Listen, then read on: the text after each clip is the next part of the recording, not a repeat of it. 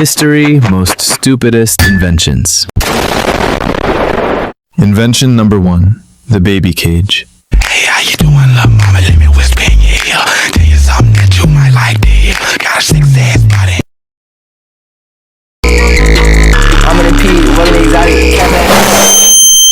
Back in the 1930s, Londoners were obsessed with the idea that city babies weren't getting enough fresh air. But instead of, taking the child for a walk in a park and touch some grass, some absolute idiot decided the move was to shove the infant into a wire mesh basket and dangle them over the edge of a high-rise apartment.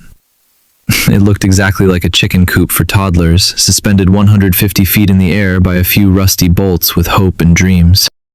The design was marketed as a way to air out your baby to prevent rickets and promote health, ignoring the fact that a strong gust of wind or a particularly obesity-looking pigeon could turn your nursery into a tragedy.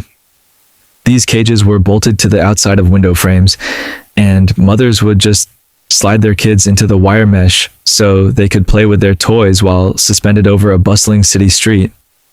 The practice actually gained enough traction that the Chelsea Baby Club distributed them to members who lived in flats without gardens. Imagine walking home from work and having to dodge falling pacifiers and the judgmental stares of infants hanging from the 10th floor. Thankfully, the popularity of the baby cage plummeted after World War II, mostly because people finally realized that toddlers shouldn't be treated like air conditioning units. Invention number 2. If you think your noise-canceling headphones are a bit much, you haven't seen this monstrosity from 1925. Invented by Hugo Gernsback, this was a giant, solid wood helmet designed to help writers focus by eliminating all outside distractions. It looked like a medieval executioner's mask crossed with a deep-sea diving mask, and it functioned about as well as it looked. The helmet was completely airtight to prevent sound from entering, which meant you would literally suffocate while trying to finish your poetry if it weren't for one small detail. It had to be connected to an external oxygen tank.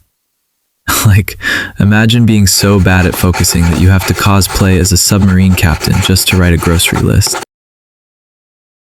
The front of the helmet featured 2 tiny glass eye slits that were painted black except for 2 small circles, forcing the wearer to look only at the paper in front of them. It was basically the ultimate do not disturb sign, but with the added risk of accidental carbon monoxide poisoning if your tank ran low. Gernsback, who is ironically known as the father of science fiction, actually posed for photos in this thing. The Isolator failed because most writers realized that being alive was more conducive to their work than being silent and unconscious. But before we move on to the next mechanical nightmare, if you're enjoying these tales of human stupidity, hit that subscribe button. Subscribe now, or I'm gonna touch you. Come on. You know you want to. Invention number 3, the automatic tip-top hat. This shit was created in 1896 by James C. Boyle. It was the peak of lazy gentleman technology. In the Victorian era, etiquette was everything, and a man was expected to tip his hat to every lady he passed. Apparently, the physical labor of moving your arm 3 inches was just too much for the elite.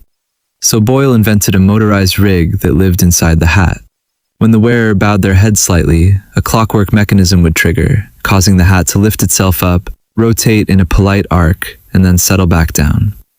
It was clunky, heavy, and required you to balance a series of gears and springs on your skull. If the mechanism jammed, you'd be stuck with your hat hovering mid-air like a confused UFO. It was even designed to work while your hands were full, so you could carry your groceries and still be a gentleman through the power of retard science.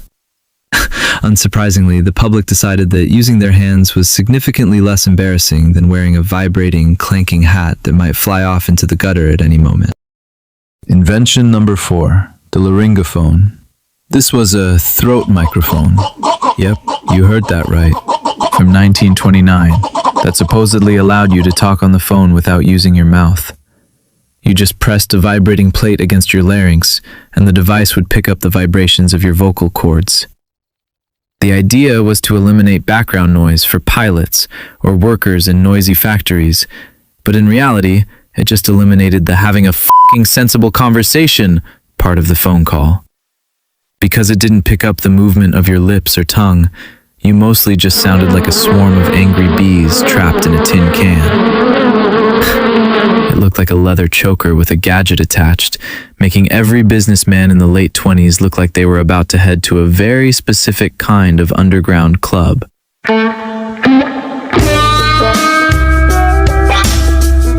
The device was fucking bulky, like me of course. Uncomfortable, and often left the user with a sore neck and a frustrated person on the other end of the line. While throat mics actually exist today for specialized military use, the 1929 version was a literal pain in the neck for anyone who tried to use it for a casual chat.